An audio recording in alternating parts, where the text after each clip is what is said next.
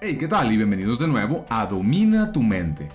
El día de hoy les tengo al Dr. Joseph Murphy para quienes disfrutan el video y el audio original, y hoy nos cuenta un par de anécdotas muy buenas, y en una de ellas nos habla sobre la aplicación del Salmo 23, y en la otra nos habla sobre su experiencia personal con su hermana fallecida.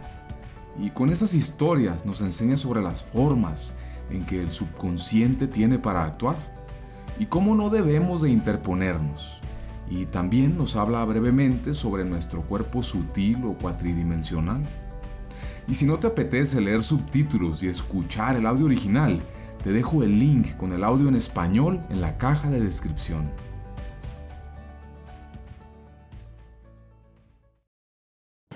Speaking at a convention in Las Vegas a few years ago, a young doctor sat next to me, and he said in the Vietnam War, he had to bail out of a plane that was on fire, all alone, and minister to his wounds the best he could.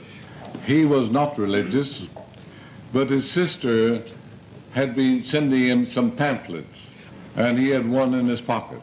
And it was the Lord, the 23rd Psalm, the Lord is my shepherd, I shall not want. So he said, well, there's nothing else for me to do, I might as well repeat this.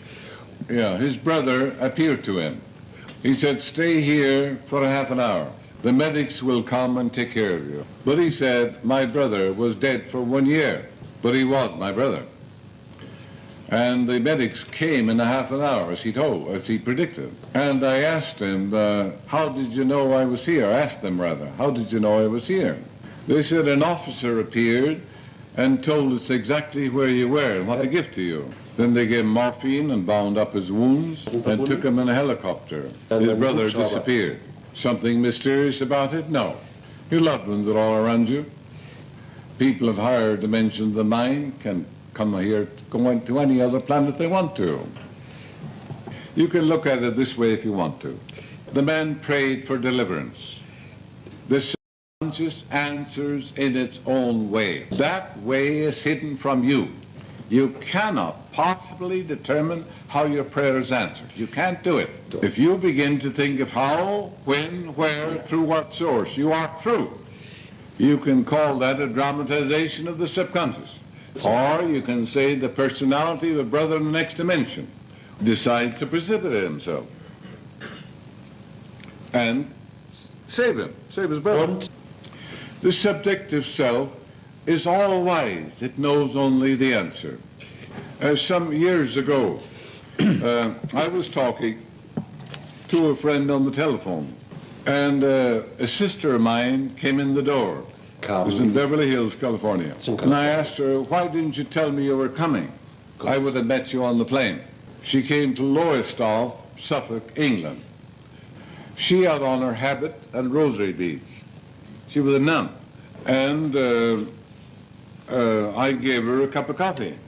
We conducted a vigorous conversation for 6 or 7 minutes. She told me of the diagnosis of the doctor in Lowestoft, how she had passed on, and that she wanted to let me know. And then after finishing the coffee, and if I talk back and forth to you, that's a personality, isn't it? The whole personality was there. She answered all questions intelligently. And her body dissolved, and then subsequent investigation showed that exactly at that moment in Lowestoft she had passed on. You see, you have bodies to infinity. You have another body now. It's called a subtle body, a fourth dimensional body. Is that Some people have weird ideas about resurrection. When your loved one passes on, he or she, you should rejoice in the new birthday. Everybody who passes on, murderer, cutthroat, or holy man, there's absolute bliss when that person passes on. This other body, which you have now, it's called a subtle body, fourth dimensional body, but it's rarefied and attenuated. It can go through closed doors, through solid metal. It's wherever it thinks it is. There's no time or space to the next dimension. Time and space is here. If anyone teaches time and space theories, they're not in truth. They're back in the old orthodox idea. So there are dreams and visions of the night, which come to all of us at times. And you may see events before they happen. They're not foreordained. Nothing is predestined. There is no kismet, except I'm a crackpot.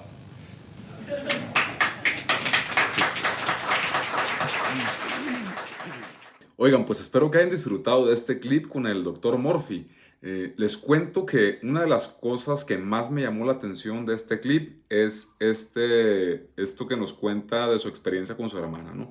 Obviamente lo primero también me pareció muy interesante porque nos habla sobre el subconsciente y sobre cómo responde, y nosotros no tenemos que averiguar ni cómo, ni por qué, ni cuándo, ¿no? Ni siquiera ser religioso para obtener resultados, pues porque esta persona oró el Salmo 23 y aún así, sin ser religioso, obtuvo respuesta.